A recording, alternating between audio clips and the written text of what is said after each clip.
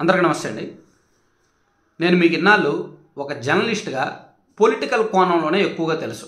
రాజకీయ అంశాలను లోతుగా స్టడీ చేస్తాను, విశ్లేషిస్తానని తెలుసు. చాలా అప్పుడప్పుడు మాత్రమే సినిమా రివ్యూస్ అయి చెప్తుంటా. కానీ బేసిక్గా నేను చాలా చిన్నతనం నుంచి కూడా నాకు సినిమాలు అంటే పిచ్చి. టీనేజ్లో ఉన్నప్పటి నుంచి కూడా సినిమాలు అంటే విపరీతంగా చూసేవాడిని. సో పెద్దయ్యాక ఒక లెవెల్ ఒక స్థాయికి వచ్చాక సినిమాలు కాస్త తగ్గించాను, కానీ ఆ పిచ్చి పోలా. సో నాకున్న జర్నలిజం స్కిల్స్, నాకున్న రైటింగ్ స్కిల్స్తో నేను సినిమా కథలు రాయడం, కొంతమంది ప్రొడ్యూసర్లకు వినిపించడం కూడా జరిగింది. కొంతమంది హీరోలను కూడా కలిసి కథలు చెప్పాను. అయితే సినిమా అనేది ఒక మాఫియా అని తెలిసిన తర్వాత, సినీ రంగం అనేది ఒక పెద్ద మాఫియా, కొంతమంది గుప్పెట్లోనే ఉంది అని తెలిసిన తర్వాత చాలా తొందరగా దాని నుంచి బయటపడ్డా. నా కథలు కొంతమంది అడిగారు, మేము సినిమా తీసుకుంటాం, మీరు ఎంత ఇస్తారు, ఎంత కావాలో చెప్పండి, మీ పేరు అయితే ఏమన్నారని. నేను ఇవ్వాల. సో అలా కొంత జరిగిందిలే, అదంతా వేరే విషయం. సో నేను సినీ నాలెడ్జ్ కూడా బాగానే ఉంది. సో అందుకని ఈ ఛానల్ని డెడికేటెడ్గా సినిమాల కోసము, ఎంటర్టైన్మెంట్ కోసము అండ్ అదర్ లైఫ్ స్కిల్స్, కొన్ని బుక్ రివ్యూస్, కొన్ని అదర్ సబ్జెక్ట్స్ కోసం ఈ ఛానల్ని అయితే కేటాయిస్తాను. దీనిలో రాజకీయాలు వద్దు. రాజకీయాల కోసం ఎవరైనా ఈ ఛానల్ని ఫాలో అయితే మాత్రం వదిలేసుకోవచ్చు ఏమనుకోకుండా.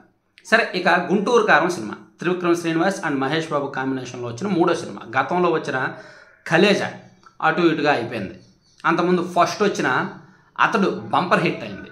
సో గుంటూరు కారం అనే సినిమా ఒక పాజిటివ్ టాక్తోనే మొదలైంది. అంటే రిలీజ్కి ముందే ఆ ట్రైలర్ కానీ, ఆ కొన్ని డైలాగులు కానీ, అవన్నీ కూడా ఒక పాజిటివ్ని సృష్టించాయి సినిమా వైపు. సో ఆ సినిమా ఎలా ఉంది అనేది చాలా సింపుల్గా చెప్తాను, సింపుల్గా ఓవరాల్గా ఎక్స్ప్లెయిన్ చేస్తా. సో స్టోరీ పరంగా చూసుకుంటే చాలా చిన్న లైన్.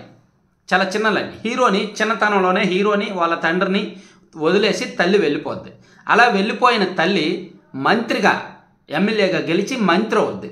సో ఆమె మంత్రి పదవికి ఈ కొడుకు, ఈ హీరో ఎవరైతే ఉన్నాడో కొడుకు అడ్డం రాకుండా అతనికి తనకి సంబంధం లేదు. అంటే ఆ మంత్రి గారి వారసుడిగా ఆవిడ వెళ్ళి ఇంకో పెళ్లి చేసుకుంటుంది కదా, వారసుడు ఉంటాడు ఆమెకు. సో ఆ వారసుడికి భవిష్యత్తులో రాజకీయ పగ్గాలు చేపట్టడానికి అడ్డం రాకుండా ఈ హీరోకి ఆ తల్లికి సంబంధం లేదు, ఆస్తిలో సంబంధం లేదు, దేనిలోనూ వారసత్వం లేదు, ఏమీ లేదు అని సంతకం పెట్టించడం అంతా దాని చుట్టూ మొదటి భాగం ఫస్ట్ హాఫ్ తిరుగుద్ది. ఇంటర్నల్గా లోపాయికారిగా కొన్ని ఫ్యామిలీ సెంటిమెంట్స్, కొన్ని తండ్రి కొడుకుల డైలాగ్స్, ఇవన్నీ కూడా ఉంటాయి. ఇక సెకండ్ హాఫ్ వచ్చేసరికి ఆ తల్లి క్యారెక్టర్ ఎందుకు అలా మారింది, అసలు ఆ తల్లి క్యారెక్టర్ పాజిటివా నెగిటివా, ఆమె ఎందుకు వదిలేసి వెళ్ళిపోయింది, అసలు హీరో అజెండా ఏమిటి, ఆమె అజెండా ఏమిటి, వీళ్ళ చుట్టూ నడిచిన పొలిటికల్ డ్రామా ఏమిటి, ఇదంతా కూడా సెకండ్ హాఫ్లో ఉంటాయి. చాలా సింపుల్ స్టోరీ లైన్, పెద్దగా బీభత్సమైన స్టోరీ లైన్ అయితే కాదు, చాలా సింపుల్ స్టోరీ లైన్. అయితే సినిమా స్టోరీ లైన్ ఇది. ఇంకా బోల్డ్ రివ్యూస్, ట్విస్ట్లే ఉంటాయిలే, అవన్నీ సినిమాలో చూసిన వాళ్ళకి తెలుస్తుంది, మొత్తం మనం చెప్పకూడదు. ఇక సినిమా అంటే రకరకాల మసాలాలు ఉంటాయి కదా. ఇప్పుడు బిర్యానీ వండాలంటే రకరకాల దినుసులు వేయాలి, అన్నీ వేయాలి కదా. సో మరి దీనిలో పెర్ఫార్మెన్స్ ఎలా ఉంది, క్యారెక్టర్స్ ఎలా ఉన్నాయి. పెర్ఫార్మెన్స్ వైజ్ చూసుకుంటే హీరోగా భోగినేని వెంకట రమణ అనే క్యారెక్టర్లో Mahesh Babu performance peaks.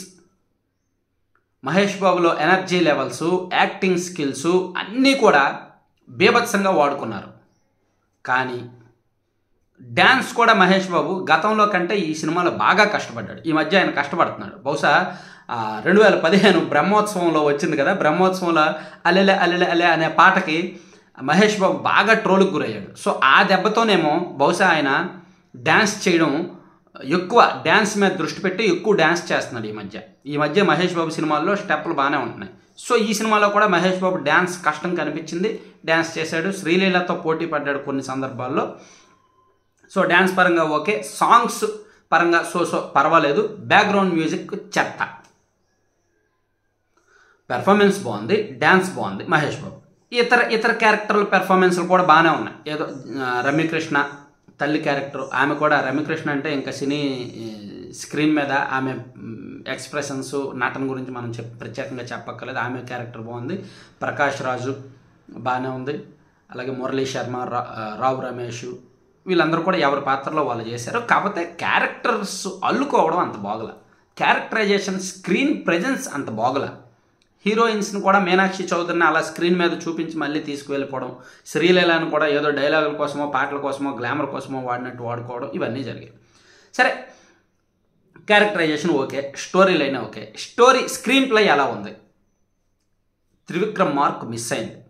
Trivikram mark ఏమాత్రం లేదు. త్రివిక్రమ్ శ్రీనివాస్ గారు సినిమాల్లో స్టోరీ లేకపోయినా, స్టోరీ సింపుల్ లైన్లుగా ఉన్న స్క్రీన్ ప్లే బాగుంటుంది. సీన్ టు సీన్ చూడముచ్చటగా ఉంటాయి. కానీ ఈ సినిమాలో స్క్రీన్ ప్లే తప్పింది, కథనం తప్పింది, స్క్రీన్ ప్రెజెన్స్ తప్పింది, విసుగొచ్చేలా ఉంది. ఫస్ట్ హాఫ్ ఒక 60% విసిగించింది. First half 60% విసిగించింది. ఏంటి సినిమా ఇంతేనా, సాగదెత్తున్నారు ఏంటి అని. Second half 50% విసిగించింది. ఓవరాల్గా సినిమా మొత్తం మీద ఇసుగే ఎక్కువగా ఉంది. ఒక సినిమా ఒక 2.5 గంటలు లేదా 2 గంటల 40 నిమిషాలు ప్రేక్షకుడు దానికి కేటాయించాడు అంటే, ఎంత విలువైన సమయం కేటాయించాడంటే డబ్బుల కోసం ఆలోచించరు, టైం కోసం ఆలోచిస్తారు. ఆ టైం సహన పరీక్ష పెట్టేలా ఉండకూడదు. ఈ సినిమా సగం సహన పరీక్ష పెట్టింది. ఎవరు ఏమనుకున్నా పర్వాలా, నేను నిర్మమాటంగానే చెప్తా రివ్యూస్ మాత్రం. సో ఈ సినిమా సగం సహన పరీక్ష పెట్టింది. పోనీ ఫైట్లు ఏమైనా, మహేష్ బాబు ఫైట్లు బాగా చేస్తాడు, మంచి యాక్షన్ హీరో. ఫైట్లు ఏమైనా బాగున్నాయా అంటే అనవసర అసందర్భ ఫైట్లు. అక్కడ ఫైట్ లేకపోయినా పర్లా, సినిమా వర్కౌట్ అవుద్ది, చల్తాహే, కానీ పెట్టారు. అలా కొన్ని ఫైట్లు పెట్టారు. ఏదో సినిమా మొత్తం మీద ఒక ఫైట్ ఏదో పెడితే పెట్టొచ్చేమో దాసు అనే క్యారెక్టర్ దగ్గర. కానీ అన్ని చోట్ల, చాలా చోట్ల ఫైట్లు పెట్టారు, అనవసరమైన చోట్ల. అది కూడా కాస్త చిరాకు అనిపించింది. సో సినిమా రిజల్ట్ చెప్పుకోవాలంటే బిలో యావరేజ్ కూడా కాదు, బిలో యావరేజ్ నా దృష్టికి వస్తే. ఎన్ని మార్కులు ఇస్తావు అంటే 5కు గాను నేను 2 మార్కుల కంటే తక్కువ ఇస్తాను. 1.8 నుంచి 2 వరకు ఇస్తాను, నా పర్సనల్ ఒపీనియన్. ఎందుకు? చాలా అంశాలు బాగాలేవు. కేవలం సినిమా చూడాలి అంటే మహేష్ బాబు గారి అభిమానులకి నచ్చుద్ది. మహేష్ బాబు గారి యాక్షను, ఆయన డైలాగ్ డెలివరీ, ఆయన మేనరిజమ్స్, ఆయన స్టెప్పులు, ఆయన డ్యాన్సులు హైలైట్, మిగిలినవన్నీ మైనస్. ఇక శ్రీలీల గత సినిమాలతో పోలిస్తే ఈ సినిమాలో చాలా అందంగా ఉంది అమ్మాయి. ఈ సినిమాలో శ్రీలీల అద్భుతంగా చూపించారు, అందంగా చూపించారు. డ్యాన్స్ అంటే ప్రత్యేకంగా చెప్పక్కర్లేదు. సో ఇక ట్రేడ్ వర్గాలు అంటే బిజినెస్ ఎలా ఉంటుంది అనేది కూడా చూస్తే, ఈ సినిమాకి ప్రీ రిలీజ్ బిజినెస్ 135 కోట్లు జరిగింది. అంటే ఈ సినిమా హిట్ అవ్వాలి, హిట్ టాక్ రావాలి అంటే 136 కోట్లు తెచ్చుకుంటే ఈ సినిమా హిట్ అయినట్టే. ఇప్పుడులో పెద్ద హీరోల సినిమాలు ఏంటి హిట్ ఫ్లాపు? వాళ్ళకు పెట్టిన డబ్బులు వస్తే చాలు, ఆ పెట్టిన డబ్బులు వస్తే చాలు. 135 కోట్లు ఖర్చు పెట్టారు, 136 కోట్లు వస్తే చాలు అన్నట్టే. అయితే ఈ సినిమాకు వస్తాయా రావా? రావు. ఏమన్నా సంక్రాంతి సీజన్ కాబట్టి, మహేష్ బాబు కాబట్టి, మహేష్ ప్లస్ త్రివిక్రమ్ కాంబినేషన్ కాబట్టి, కాస్త మాస్ డైలాగులు అవి ఉన్నాయి కాబట్టి ఓపెనింగ్స్ భారీగా రావచ్చు. ఓవరాల్గా ఒక 4-5 రోజుల రన్లో, ఒక వారం రోజుల రన్లో ఒక 80 నుంచి 100 కోట్ల వరకు రావచ్చు తప్ప 135 కోట్లు వస్తాయి అనడం మాత్రం కళ్ళ. అంటే బ్రేక్ ఈవెన్ అనేది ఈ సినిమాకి రాదు, వచ్చే అవకాశాలు లేవు. 135 కోట్ల సినిమా స్క్రీన్ చూస్తే కనిపించడం లేదు, సీన్స్ చూస్తే కనిపించడం లేదు. సో సినిమా వాల్యూ, అందులో మహేష్ బాబు రెమ్యూనరేషనే మేబీ ఒక 55-60 కోట్లు పోయి ఉంటుంది. ఆ రెమ్యూనరేషన్స్కే దాదాపు ఒక 75-80 కోట్లు ఖర్చు పెడతారు. మర్చిపోయాను, 100 కోట్లు రెమ్యూనరేషన్కి వెళ్ళిపోతుంది. ఎందుకంటే త్రివిక్రమ్ శ్రీనివాస్ రెమ్యూనరేషన్ కూడా 40 కోట్లు, 35 నుంచి 40 కోట్లు ఉంటుంది. సో వాళ్ళిద్దరు రెమ్యూనరేషన్ అంత ఉంటే ఇంక సినిమా బడ్జెట్లో పెరక్క ఏమవుద్ది? సో సినిమా అయితే బిలో యావరేజ్, చూడడానికి బిలో యావరేజ్ అన్నప్పటికీ ట్రేడ్ వర్గాల దృష్టిలో బిజినెస్ పరంగా ఫ్లాప్ అవుద్ది. అంటే మినిమం ఒక 25 కోట్లు లాస్ మైనస్లోనే ఉంటుంది, 25 నుంచి 30 కోట్ల మైనస్లోనే ఉంటుంది సినిమా. సో టు బి ఫ్రాంక్, ఉన్నదన్నట్టు చెప్పేశాను. నచ్చిన వాళ్ళు నచ్చవచ్చు, తిట్టుకున్న వాళ్ళు తిట్టుకోవచ్చు, ఏదైనా సరే.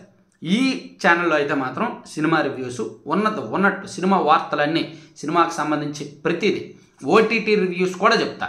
మీరెవరు చూడని కొత్త సినిమాల గురించి కూడా ఈ ఛానల్లో చెప్తుంటా. సరే, నెక్స్ట్ వీడియోలో హనుమాన్ రివ్యూ ఎలా ఉందో చూద్దాం.